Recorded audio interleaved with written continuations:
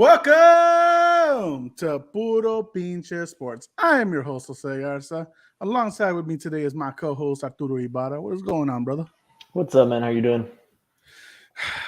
Been, honestly, as much as energetic as I've been looking forward to this, episode, this week has been draining. And we all know why as far as nationwide. Um, not as far as work or anything. That's not an issue for me. But everyone knows what happened this just 2 days ago, 48 hours ago. So that shit as a parent and a husband is nerve wracking. So I'm pretty sure you probably felt the same way. Yeah, me and Daniela me and my wife have had their talks.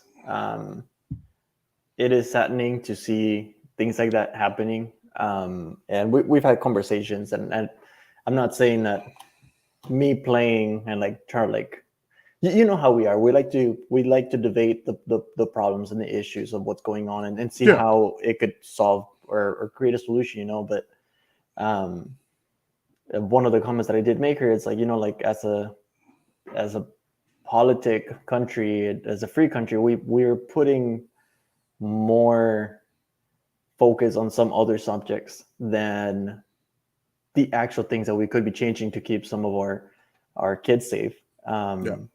And especially, we saw with the NBA, and I know that day that happened, they had the NBA game the day off. They postponed and Um, everything. Or are you they talking about postponed it. Yeah, the one that they postponed. Yeah, yeah, they canceled it because of that. But the Warriors coach, he said, like, what's the point of doing a moment of silence and canceling all of these games, for whatever reason, whatever thing that happens out in our country.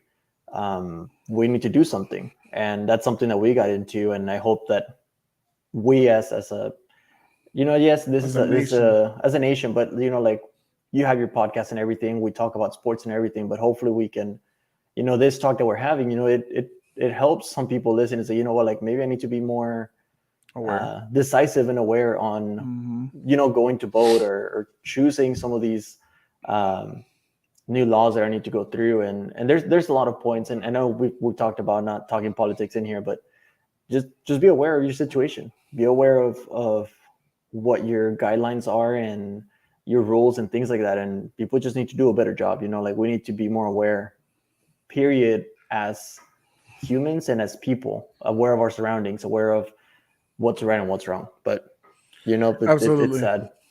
Absolutely. You're right. It's ironic. Last week I ended the episode saying I don't want to be talking about politics, but that was before this incident happened. Of course, we've had previous incidents before, including stuff at Buffalo and Milwaukee and other places as well. And it's just disheartening. For those who don't know, my wife is a teacher. My son is only 19 months, like just this week. And it's just insane how we like to deflect things away from what the real issues are. Like we have so many issues right now. I mean, yes, like we'll complain about gas prices and stuff like that, but that's nothing compared to the lives of our children, the lives of our significant others, the lives of our loved ones. It doesn't it And doesn't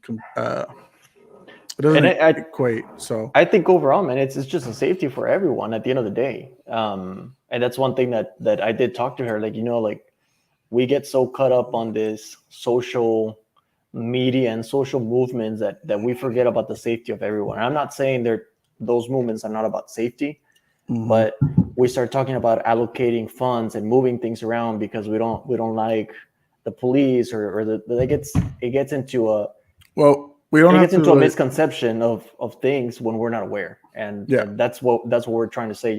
Just be aware of what we're voting, be aware of what your people that you're electing, and just be, better overall. yeah, like, get up, and if you don't like some of the things that are going on, just go and vote. Go and make your voice heard, or just like we're doing, like, do a podcast, do whatever you want, and talk to people, make other people aware. At the end of the day, we just need to work together cohesively. Overall, guys, we here at Budo Pizza Sports and everywhere across the world, we're sending our condolences. Um, we need to do more. Thoughts and prayers are great and all, but we need to do more. We need to put more effort into it as a nation to be as one. I vented a little bit on Facebook and I said, fuck your left agendas, fuck your right agendas. That shit does not matter. It does not. Get your head out of your ass. Let's do things that are better, equal for everybody. Like, don't like this shit that we're doing about worried about that kind of shit. The things the politicians are doing to us, they're dividing us. We need to be better. That's simple as that. We need to find somebody that's better for all of us. Doesn't mean we have to agree on everything, but we just need to do better. Okay. Yep, I agree with that. So again, my condolences to all the families, all the loved ones, to the 21 victims, to the husband who tragically passed away today because of dying from grief, because his wife was one of the victims. We just send our condolences to all of y'all. Anyways, let's get started, Art. It's tough to turn it up around and get more energetic and talk some freaking sports, but that's what we have to do today. That we're not here just to be somber. We're here to get you away a little bit, just to be a minor distraction, and that's what we're gonna do right now. So, Art, I have a big issue right now as far as sports wise. We were talking about this a few weeks ago, about 2 episodes ago, and I said if Saul Canelo Alvarez lost his fight to Dimitri Bivol, he could no longer ever, ever call himself the greatest of all time. You disputed that. Now, we haven't really talked about that. You said that even if he loses, it doesn't really affect his legacy. I, on the other hand, say he cannot be the GOAT no more. Art, a few weeks later, you've had time to think about it. What is your thoughts right now? No, I stand in the same position. It's one of those things like there has not been another boxer that has been able to do what he's done. He tried to do the impossible, and he tried to unify another weight class into his winning streak. And we both, or I don't know if you saw that fight, but I saw it at my house. And I was at a party. I saw it live. Just from the beginning of it, when I saw him, and he just didn't look the same. And whether it was a diet, whether he was tired, whatever, they're saying all these things about it. He says that he won the fight. I clearly know he didn't. You could tell he was sluggish. He wasn't throwing.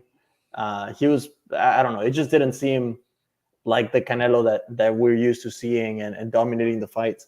And maybe it is because he moved up a weight class. Maybe that's what it was. But at the end of the day, I think legacy-wise, I think he's solidified his legacy in the sense of like doing stuff that no other boxer has done. And I do believe he can call himself a GOAT. And I know there's the Triple G fight. If he wins it, great. If he loses this fight, then it's like, all right, he's done. That's it. There's no more that he can keep going. He's declining. But I still think he's at his peak. I don't think he's. To be completely honest, I think it was just changing his whole routine, his whole diet into something else, and then going up a class. I've done it before where I just switched my diet to a whole plant-based vegan diet, and nah. Like after a week, yes, you feel energetic and everything, but the day when you start training and you start running, it's like you feel sluggish. And the thing that I did right after that, man, I just went home and made myself a big ribeye, and that's what I had. So at the end of the day, I think he's still the GOAT.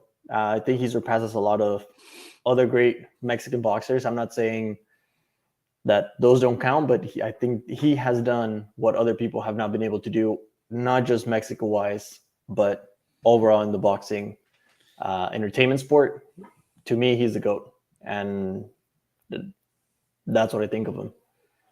It's tough to argue to say you're a GOAT to me when in boxing it's tough to come back and solidify your legacy as a GOAT when there's very like little room for failure, right? Like there we can say, Mike Tyson's one of the best heavyweights. We can't really say he's the GOAT though, because he does have some losses that are embarrassing. Some that he shouldn't have lost, but he did. In boxing, like I say, with Canelo, he's lost to Floyd, right? And this is not like a super young Canelo. He was a 42-0 at the time, I believe, when he fought Floyd. But Floyd, of course, had the more experience. He had the more tougher matchups leading up to that fight. And obviously that experience showed difference between them. when he fought the first time with Triple G, that was a controversial decision, making it a draw, and they punished the judge who called it, who gave the fight to Canelo, because the people knew he did not win that first fight with Triple G. I, to this day, do not believe he won that fight with Triple G. And so if you add the Floyd fight, Triple G, and then going against a guy in Bivol who was entering his 20th overall fight, yes, they're the same age, but Canelo has 3 times more the experience Bivol does. And you go in there and you put up that kind of fight. It's not a fight where he just looks sluggish. It's a fight where he goes in and he is trying to do what he does best in the early rounds, in the first 2-3 rounds. He's trying to get the other guy to give up his game plan. Bivol doesn't give up his game plan, so then Canelo has to bring out more aggression, and he just starts getting picked apart by Bivol because Bivol is patient. He stays with his defense. He sticks with his game plan. He doesn't fall for Canelo's trap as others have, as a Caleb Plant, as fucking, you know who, everyone else fucking that's faced them, you know. What is it? Billy Joe Saunders, you know, stuff like that. Like he didn't fall for that. Bivol, with less experience, didn't fall for Canelo's trap. And Canelo can make the excuses of, or people in his team can make excuses of what they want. You could hear Eddie Reynoso on the corner yelling at him, "Step it up, move, attack. What is wrong with you? This is not you." And anyone who said that he was winning the fight, because I was surrounded by 12 other people, about half of them were arguing, saying that, yeah, no, Canelo's winning this fight. I don't know what they're talking about. You out of your damn mind. He's not winning that fight. He is losing. He was losing that fight. He had maybe like 3 rounds at best that you could say he won. But other than that, he didn't do anything to really tell you, hey, he is still the best and all this other stuff. 3 losses now, or 2 losses officially. And I'm saying 3, if you count the first Triple G fight, which I think it should have been that. It takes him out of the conversation. I can't put Canelo. And I think he's one of the best, if not the best, Mexican fighter, you know, ever to come out from Mexico. That's a different topic. So to me, I think it's 2. One for sure, the one against Bivol, and then the one that you're talking about, Triple G. The one against Floyd, when I saw that fight, and I keep, like, if I watch again, like, I know Canelo should have won that fight. He had he looked better than Floyd in that fight. But we've had this talk before, and I've told you, you know, like, the fact that Floyd he retained his title, but he was defending it. The only way Canelo was going to win that fight was by knockout, or that he really, really like tagged up Floyd, but he didn't knock him out. So that's why they gave him to Floyd. I completely think that Canelo won that fight. Now, there's a difference between that. There's a difference between that fight and the one with Bivol. Like, the first 2 rounds, it was like, okay, Canelo looks good. On the 3rd and 4th round, I was like, this is not the Canelo we know. And he looked sluggish. And he started doing things that, I've seen him do it once or twice in different fights. But the fact that he did it multiple rounds of letting himself be, you know, let me get against the ropes. Let me take some of these shots that you're going to take. Let me move my head. Let me move my body. Like, no, like, that's not going to work against someone who you're going up a class. First of all, you're going up a class. You change your diet. You change your game plan. And this guy, Bivol, man, like,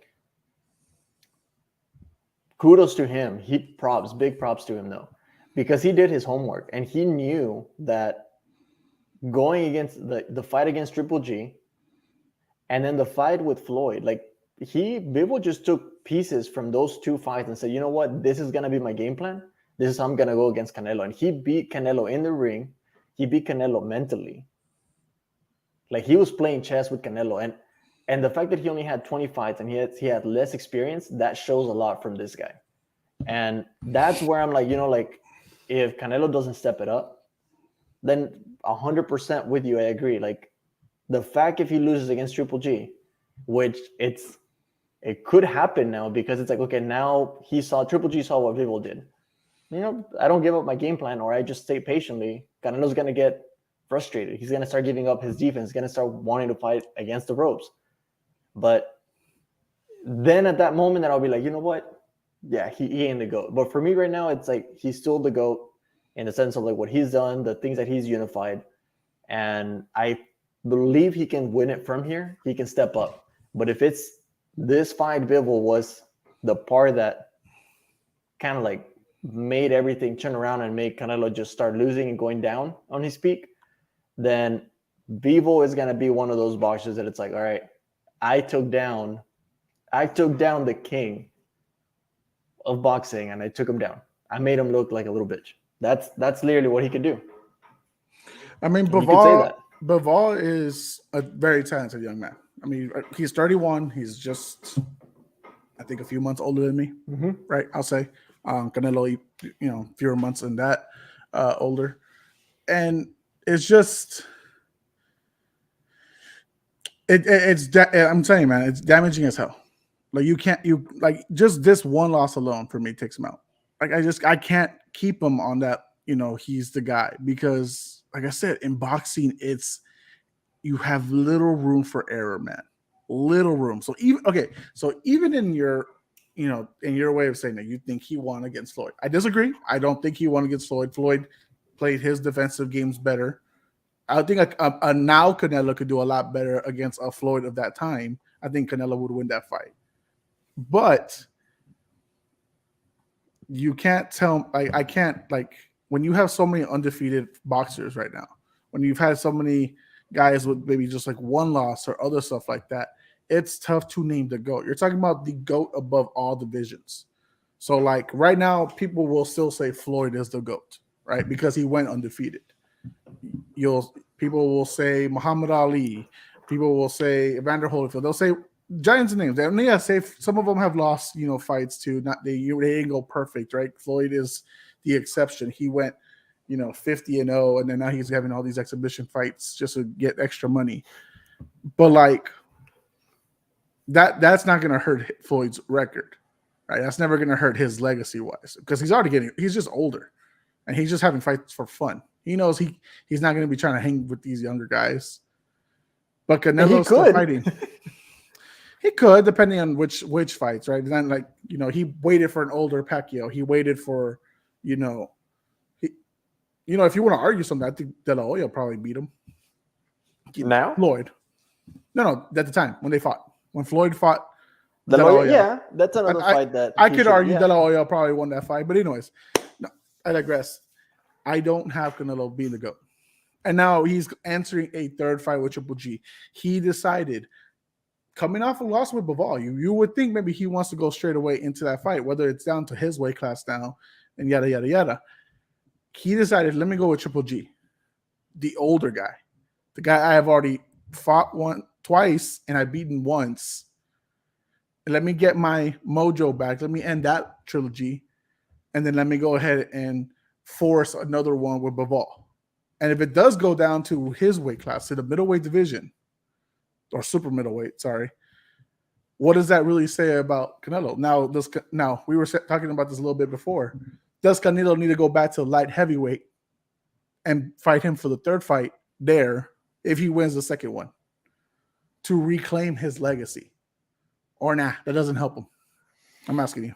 So I guess there's two scenarios, okay?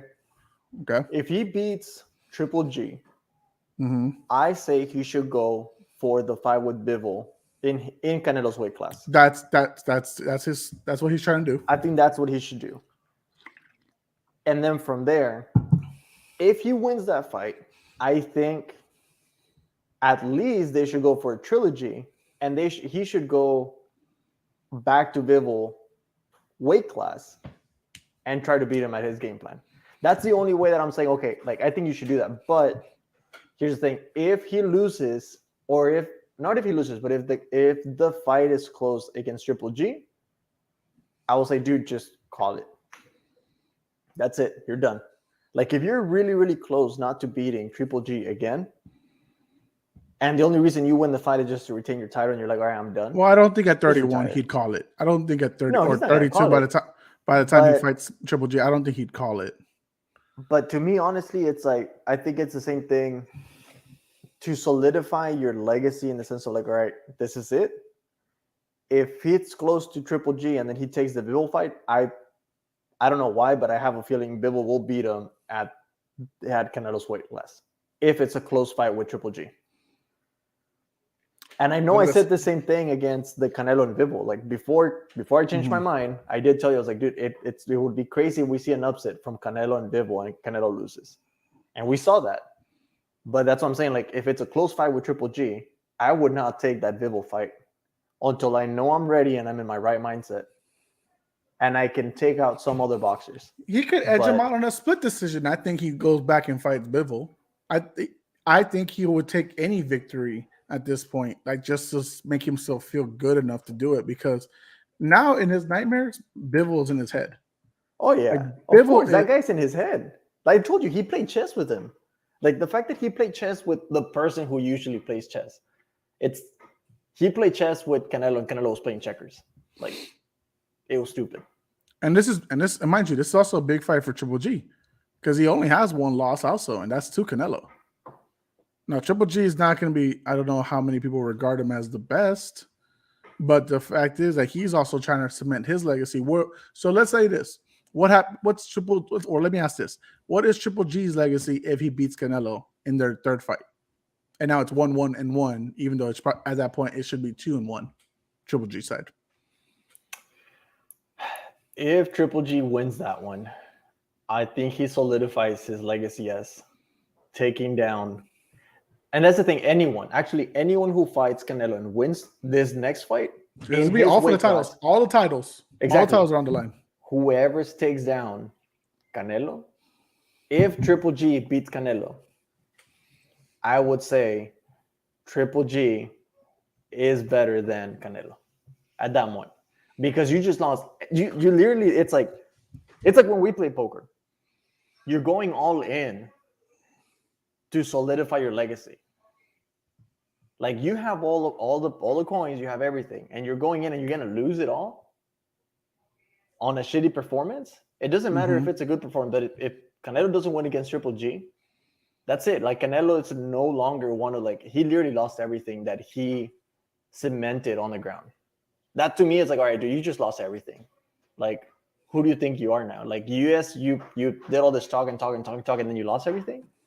Like, nah. Like, that would be to me the point is like, Canelo's not the best fighter. Period.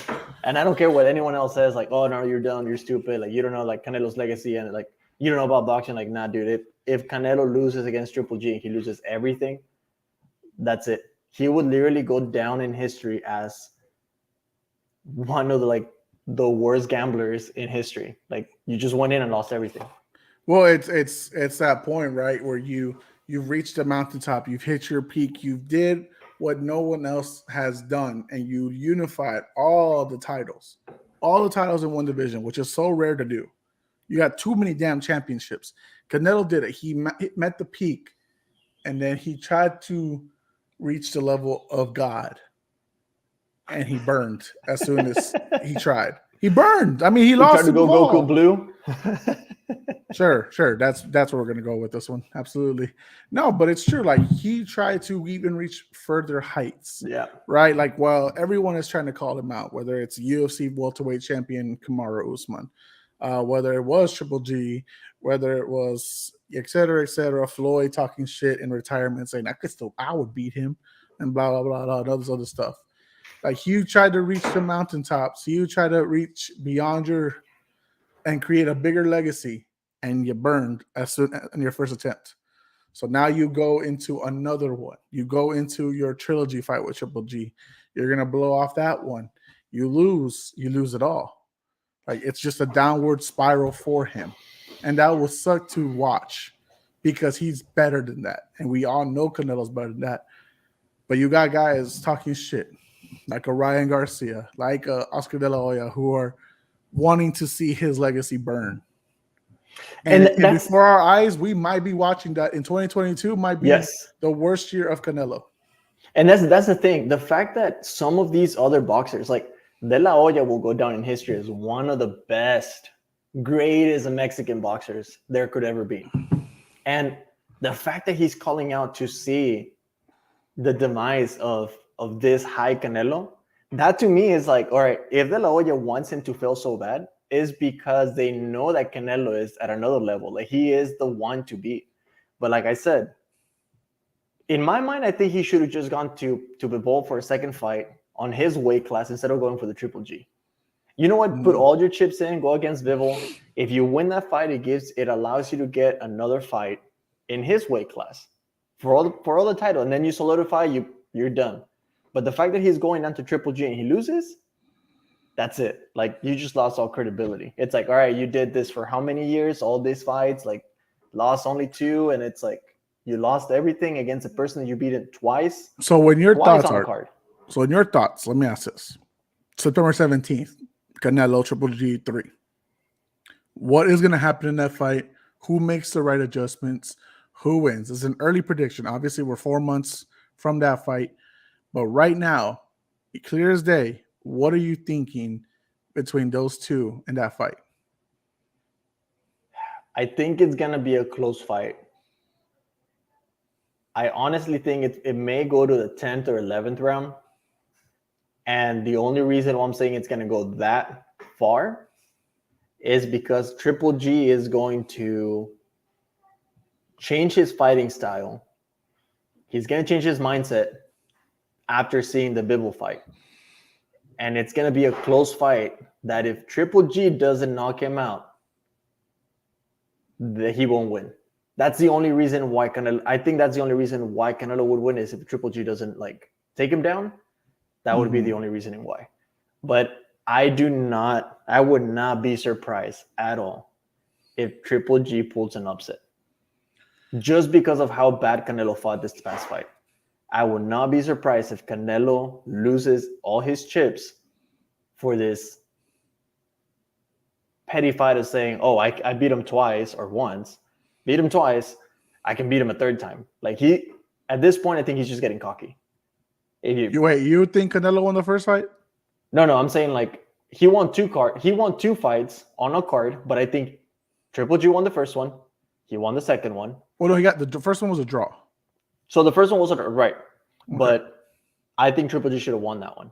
In Canelo's mind, he's thinking, "No, I won those two fights. Like it was just too close." But that's what I'm saying. Like him taking this fight and Triple G adjusting to how Bivol did his game plan, I would not be surprised if Triple G gets an upset.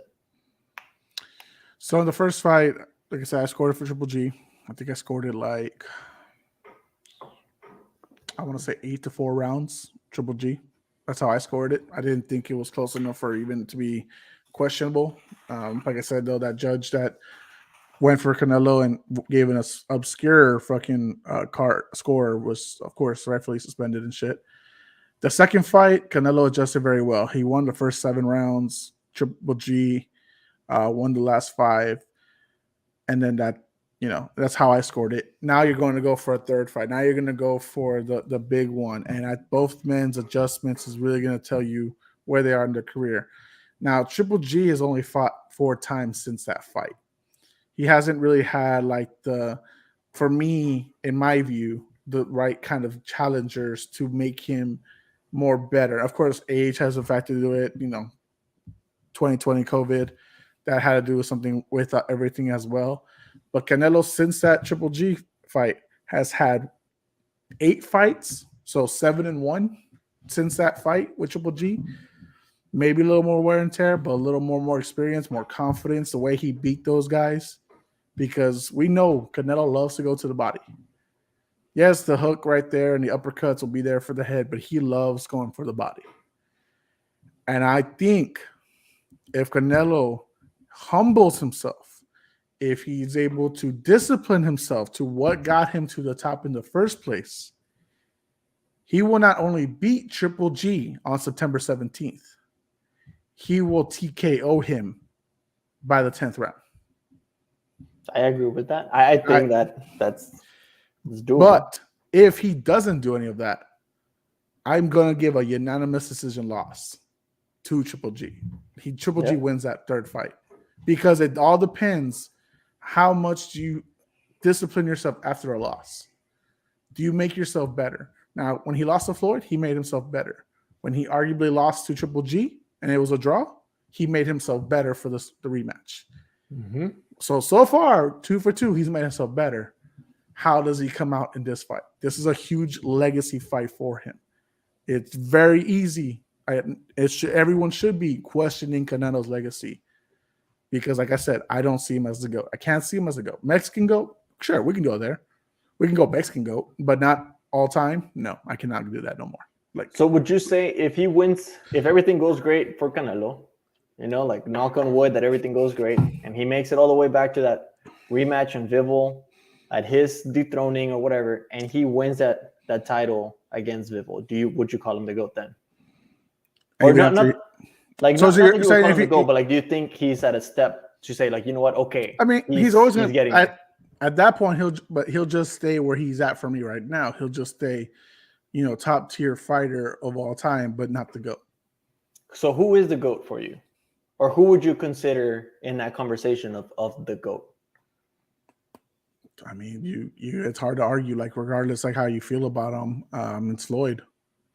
Like, it's tough. Okay. Like, Floyd is one of the best defensive fighters of all times. He's one of the best boxers of all times, regardless of how you feel about him personally.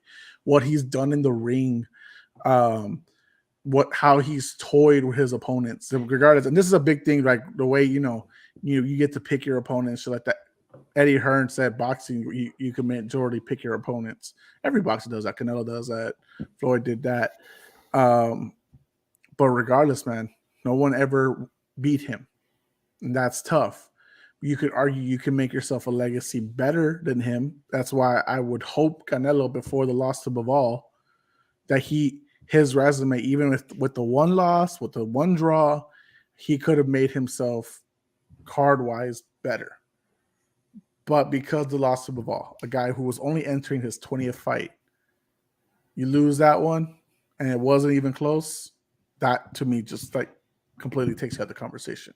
Canelo was there for me in the conversation. That loss, I told you, he would be at your number 2. Yeah.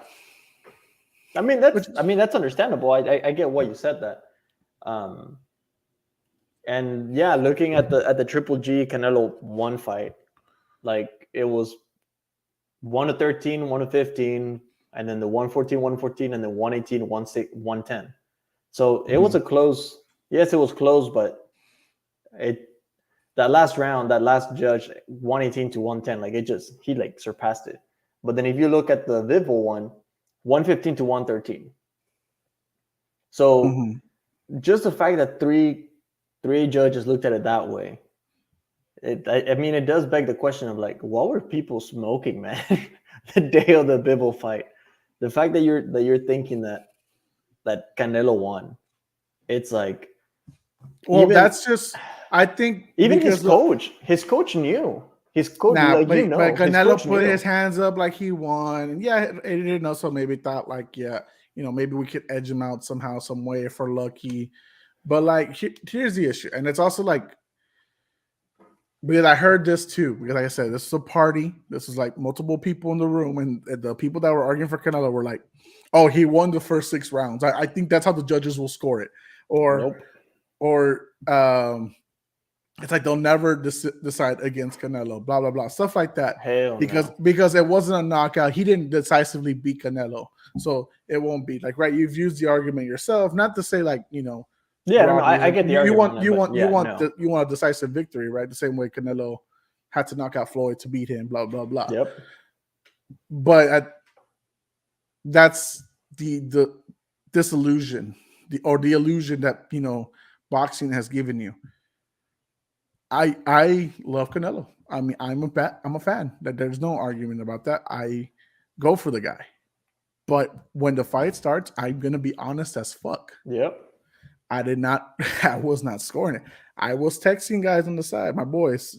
I mean, you, Mike, Jesse Blanco. I mean, I was just texting everybody like, there is no way Canelo's winning this. He's getting his ass picked apart. Like, literally, it's just getting his ass picked apart. But anyways, we'll talk more about Canelo. We'll talk about the Triple G fight more closer to the date.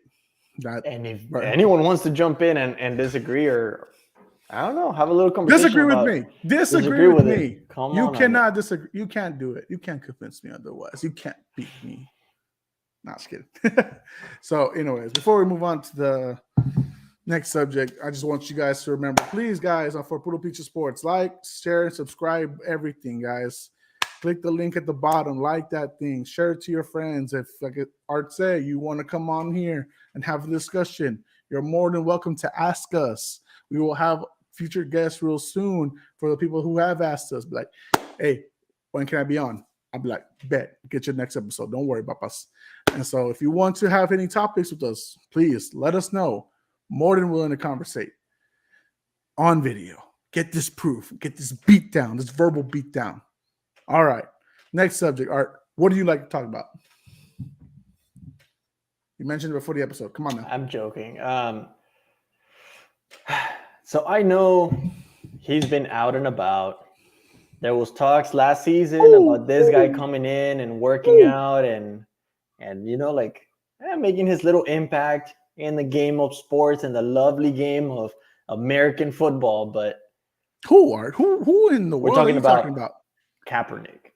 The fact that he was sitting out for so long and then the Raiders decided to give him a chance to come in, I'm glad they did, because just because he went out and he used, and I think this is what kind of what I was referencing at the beginning, like you're using your media, you're using your standpoint as a vocal focal point to say, you know what, I disagree with this. And at that time the media did not agree with it, but the fact that people are changing and that he used everything that he had, and he lost everything, he lost his career and everything. But now people are seeing, like it works. And we've seen a lot of other players do that, use their social media, use their sports as a way of speaking out to the crowd and like getting people together, joining people together. The fact that the Raiders, after all the controversy they had last season, coming back and say, you know what, True. we're ready to make a change. We're ready to listen to, you know what, let's make a change. Not the kneeling, not the Black Lives Matter, not the blue cup, whatever the heck the social media wants to talk about now. No, not because of that, but just because they wanted to be a better organization. They wanted to bring people together and say, you know what, let's give this guy a chance. He has the potential to come back and play as QB1, QB2, QB3, whatever you want to call it. The fact that this guy has not had the chance to just work out with any other team, and the fact that the Raiders, after what they went through, decided to say, let's make a change. Dude, I love that. Like the fact that Kaepernick went in and played, and the reports coming afterwards saying he looked great. Of course he looked great. He never looked not great. The only reason why he stopped... No, and I'm saying like did not look great in the sense of like he didn't get hurt. He didn't get like hammered down by defense because he had a bad O-line. Like he just made bad decisions, and that's what made him look bad. But he had the skills in his pocket, and he did not decide to use them then. Maybe he'll decide to use them now. But the fact that there's like, like there's other quarterbacks or backups in this league that have had a job for so long. Like we can talk about Sam Darnold. How many chances has Sam Darnold had in the NFL? And he has not proven himself. I'm sorry, but he has not proven himself. And you're letting a good QB who has skills, who's showed potential, just sit down because of some controversy. Like, no, just bring him back. Let him try out again. Give him a second chance. And that's what the Raiders did. And I love that. So, as you said, Colin Kaepernick has been looking since the 2016 season to get back on a football team, regardless of his activism, kneeling during the national anthem or talking more about Black Lives Matter and how police brutality and stuff like that. Colin Kaepernick has had, honestly, probably the opportunities to do so. But shit happens when you also try to sue the league and you're trying to take money from the owners, then that makes owners want to reluctantly want to, hire you because you're trying to call us by something, you're trying to hurt our credibility and blah blah. And everyone who gets their name slandered is going to try to get defensive, stuff like that. As far as him getting the opportunity now, I mean, it's not like he didn't have the opportunity a few years ago. There was that one open workout that he was supposed to have in Atlanta. The NFL set it up. It was going to be a private session. And for selfish reasons, he ended up moving it to a high school field because he wasn't going to get things his own way, how he wanted it, how he could have like his own cameras and those own stuff like that, who he would let in and blah, blah, blah, blah. And that turned some people away. That turned like a Bill Belichick away, who was going to go to the Atlanta workout. And then when everything was moved down miles away, far from where the location, he decided, nah, I'm just going to hop on a plane and go back. I'm like, what the fuck? You're fucking with me. Like you're wasting my time doing this. Pete Carroll could have signed him in 2017 as Russell Wilson's backup. But Colin Kaepernick was also adamant, I don't want to be someone's backup at the time. And let's be honest, like the way Cam Newton has mentioned the last 2 years, like there's not 31 quarterbacks better than me or 32 quarterbacks better than me. You could argue the same for Colin Kaepernick. Well, I mean, well, for Cam Newton, there probably is, maybe, because Cam's fallen, deep. Others will argue that, like Alex, because he loves Cam. But the fake one. Oh, Jesus. We don't want to talk about fantasy football. But now Colin Kaepernick is getting an opportunity. Out of the blue, you made a good point. Raiders had a horrible last season. John Gruden. Henry Ruggs III. That stupid first rounder who decided to threaten people with a gun. So you've had all these emotional, mental, freaking issues going on in your organization. And now you're maybe trying to bring some light. Maybe you're trying to do something different. You have a new head coach in Josh McDaniels. He traded for Jarrett Stidham to come down to be backup for Derek Carr. Obviously, Jarrett Stidham did not work out for the Patriots. So maybe a Colin Kaepernick would do good. But I do think Colin Kaepernick deserves a shot. Don't get me wrong. I think he deserves an opportunity to be in the NFL. But is his commitment to it also going to be there? Because you can argue him, his girl, his I was going to say paparazzi. That's not right. His crew, his loyal friends and family. They will say he's always been committed. But teams have not believed that. Especially with that thing that I mentioned, the 2-year incident where he decided to move things around because he wasn't going to get his way. That was a selfish move. And that possibly cost him at the time, which would have only been probably 3 years out of the league. Now it's turned into 6. Yep. So, 3-year incident, not 2 years. What am I saying? Because it's 2019. So, do I think Colin Kaepernick comes in? I think a team should look at him. I think every team should, especially if you're in dire need of a backup, because you've seen so many teams that have fallen off hard from the playoff standings because they didn't have a good quarterback. Like, how is Nathan Peterman, the guy who throws 5 interceptions a fucking game, his average, still has a job over Colin Kaepernick? Like, that still baffles me. Now, you mentioned Sam Darnold. Now, I'll argue this, and I think a lot of people will too. It's not that Sam Darnold's gotten many opportunities. He played for the Jets. The Jets is a joke organization. So people wanted to see, like the Panthers, how he would do outside that Jets atmosphere. His first 3 games, Sam Darnold was like a god. He became the Ryan Fitzpatrick for the Panthers for the first 3 weeks of the season. Then they go 3-0. He was looking really good. And then he got hurt? Then they started losing. Then it started going down. Then they re-signed Cam Newton for a $10 million 1-year contract. And they just went down spiral. It's just when you get drafted by a team that gives you bad habits, it's hard to shake away the bad habits, unfortunately. Here, I'll give you I'll give Okay, go you the ahead. 10 highest paid backup QBs, and you can tell me if Kaepernick, Robert Griffin the third, or Cam should be in one of these teams as a backup. Robert Griffin III should not be a backup. Okay. Well, he did post a good 40-yard Yeah, dash that's apparently, that's but not that's nice, but that doesn't mean shit to me as a quarterback. That's good for a running back. That doesn't give me so you shit for a have quarterback. CJ Beathard from the Jacksonville Jaguars. He gets 2.8 million. Okay. Mason Rudolph, and I'm going 10 to Wait, 1. wait, wait. Mason, Well, give me the guys one by one. And I'll tell you which one should have the job. Okay. So you said CJ Beathard. He was a Niners backup. yep. I would say Cap, Beathard, Newton. Okay. In that order. Mason Rudolph, Pittsburgh Steelers, 3 million. Probably for that one, I would say Cam, Kaepernick, Rudolph. Marcus Mariota. And I think he's Mariota over both of them. and isn't he with the Falcons now? Yes, he's a Falcons guy. Okay. So he's Yeah, not he even the doesn't- backup.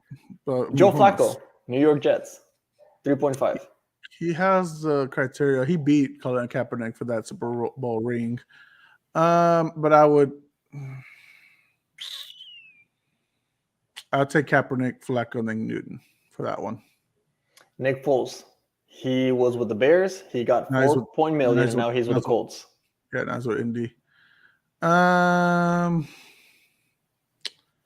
Kaepernick, Foles because of who the head coach is, and then Newton. Jacoby Brissett, Miami Dolphins. He was with Miami, and then now he's with. Is he hired? I don't know if he's. Jacoby should still be the backup, I think, for Miami. No, I don't remember. Yeah, he is, but he gets 5 million. No, he's with the Browns. He's the backup for the Browns. He's the backup for Deshaun or Baker. No, it's Deshaun. Baker's out. For what they want to do style wise, actually, that's where I would probably put Newton, Cap, and then Brissett. Okay. Because it's a run heavy game. Tyrod Taylor, Houston Texans, 5.3 million. Tyrod Taylor's underrated.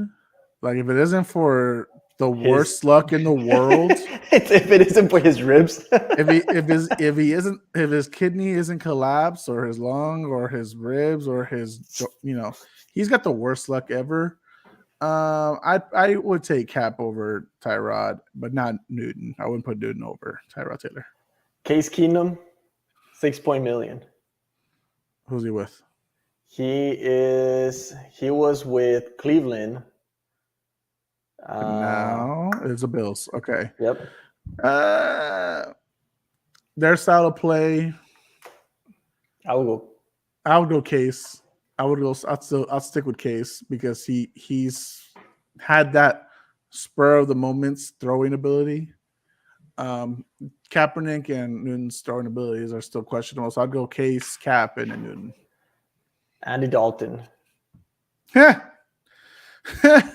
who is now with. He's not hired yet. I don't think so. You can look it up. Yes, he is. He's Andy Dalton with 10 million as a backup. Andy Dalton is a backup for the Saints.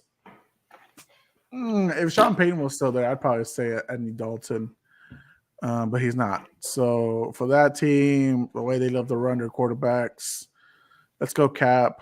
Let's go Andy Dalton and Newton. And who is he with? The Saints. Okay. Taysom Hill, New Orleans Saints. I'd take Taysom Hill. I would. Over both of them. Over both of them, yeah. Over all of them and even Andy Dalton. Yes.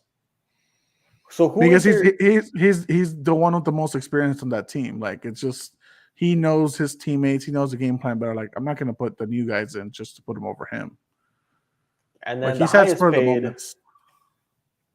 highest paid backup was Alex Smith, and now he's retired. But he's probably still getting paid.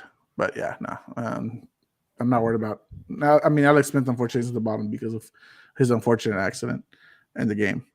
So yeah, if that's your list, then I said what I said.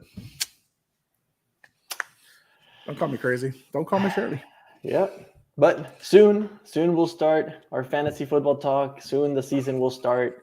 I actually just found out that Nightmares. I'm gonna go to the season opener Ooh. for the 49ers against the Bears in Oh, Chicago. fun. Yeah, fun. they just surprised me with a early birthday gift to go see the game opener at Chicago. So that's gonna be fun. And then I'm still trying to find tickets to go see Dallas and the Bears. So Okay. hopefully that pans out. We can You go. taking me or what? Well, yeah, that's what the talk was. I don't know. You also said we would have a guys trip to Boston so we can see Bears and That's Pats, but I don't know if the that's other true. one. Okay. Just making sure. Like I'm still all there. Yeah. I want to be invited too. As long as there's no petty allowed, we're good.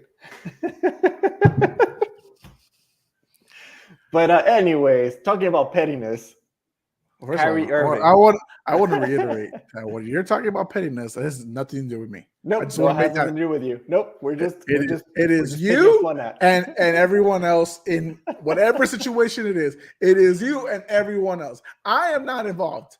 I am It is the not third my wheel. fault that it's No. so easy to It's get all me of to y'all's like. fault. It's all of y'all's fault. It's all of y'all's fault. Let me just make that clear. It is all of y'all's fault.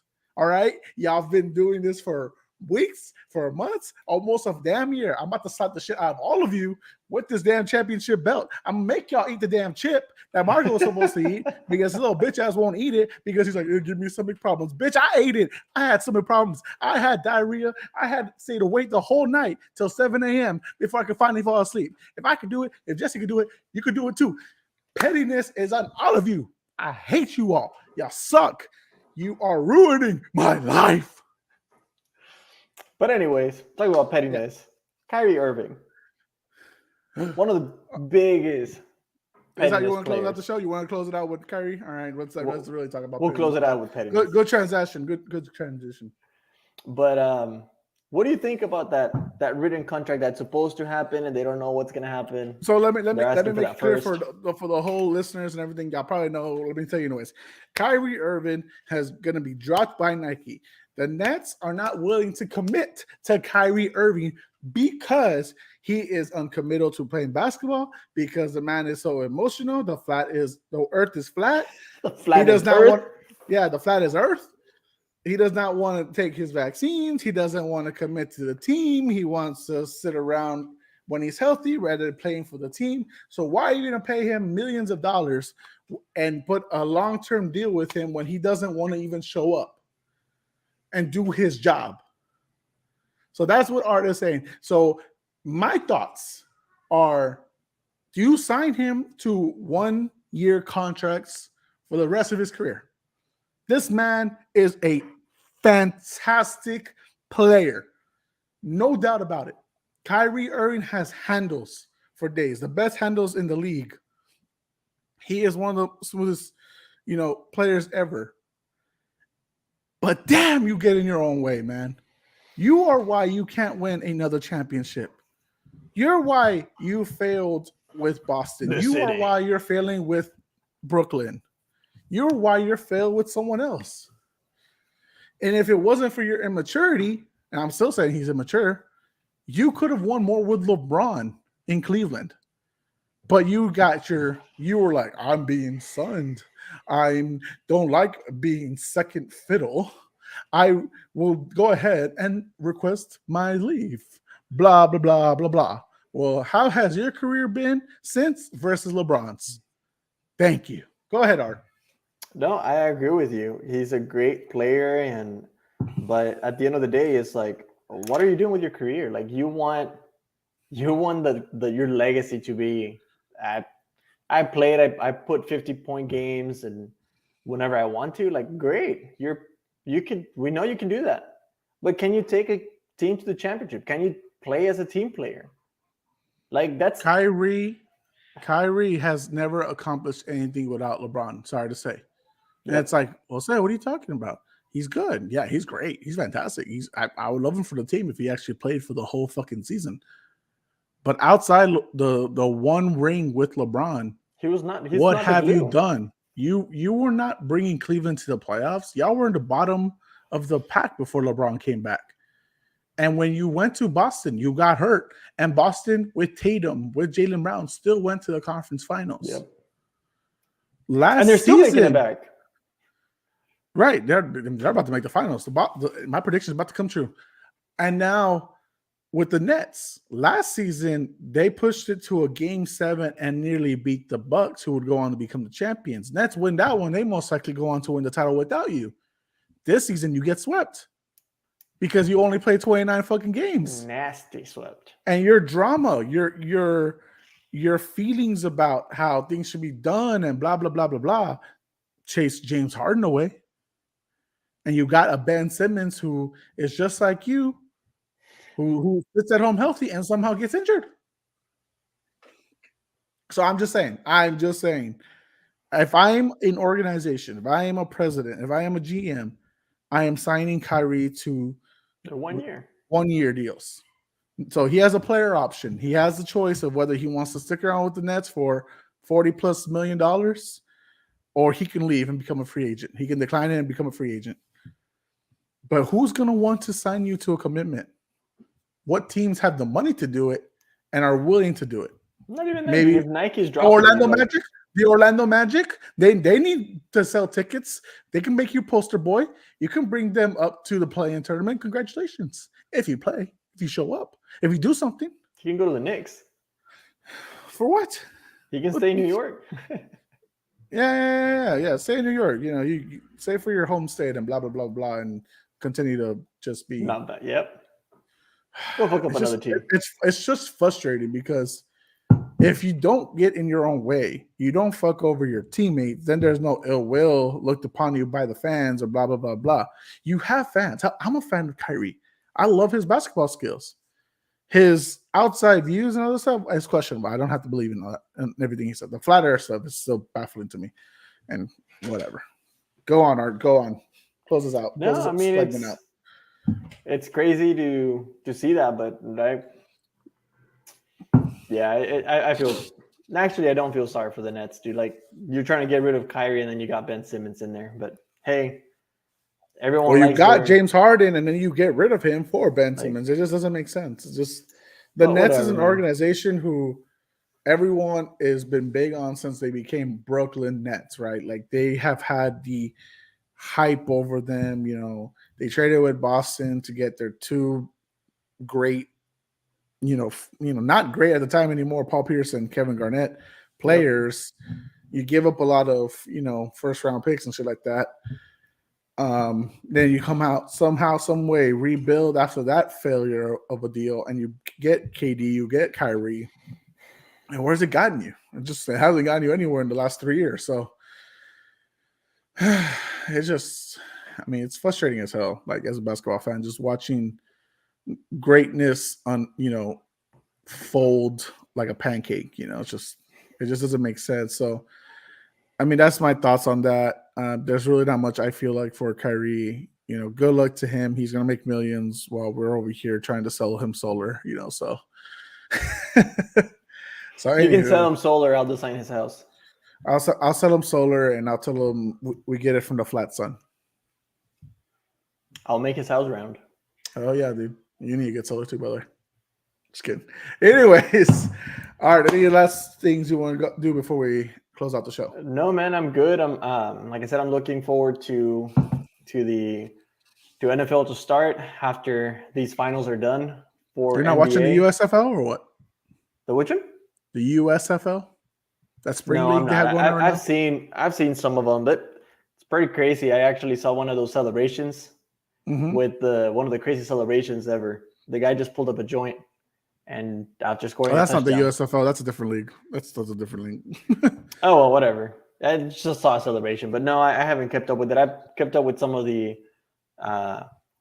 some other podcasts and listening to the fantasy footballers and things like that. But besides that, just basketball, playing basketball, watching basketball, working, doing the podcast with you, and looking forward to. Who wins right now? Who's winning right now? Who's gonna win? Warriors Where's or it at? Mavs?